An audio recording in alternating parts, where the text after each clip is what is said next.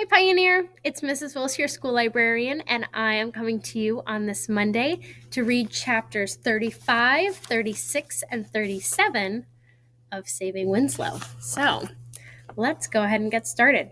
Chapter 35, Do You Miss Us?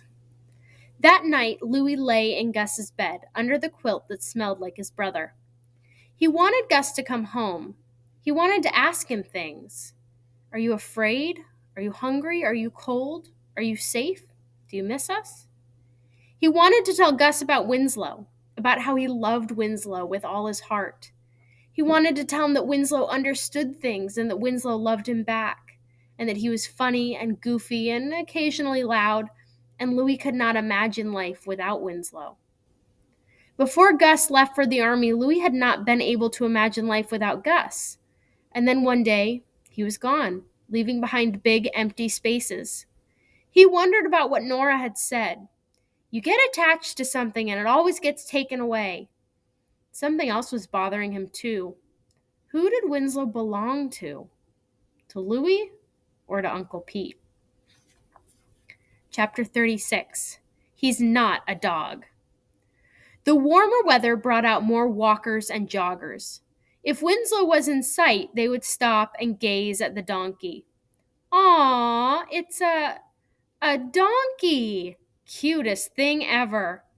Winslow responded by braying, a variety of loud, ridiculous, squawking, honking, shrieking sounds.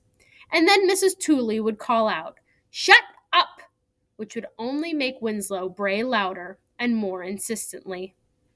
One day, when Louis and his father were in the yard, an animal control officer arrived.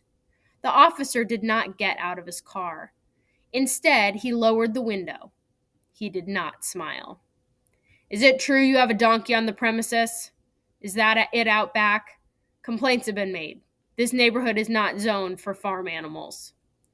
The officer handed Louis's father a pamphlet outlining animal control regulations and a notice to remove the animal within 7 days.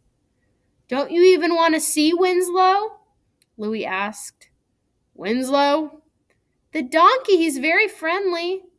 I can see him from here. Wrong. I can hear him too. He's not even as big as some dogs. But he's not a dog. Louis's father said, We're working on it.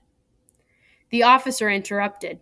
You need to remove the animal within 7 days. Is that clear?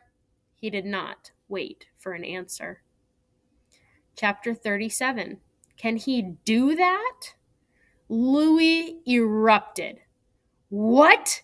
Can he do that? Can he order us to get rid of Winslow? Louis kicked at the driveway. Who makes those rules? What is the matter with people?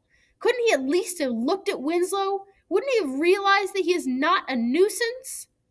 As if in protest, the baby next door cried, and Winslow answered, Ear-aw. Mrs. Tooley opened her back door and called out, Shut that donkey up! Shut your baby up!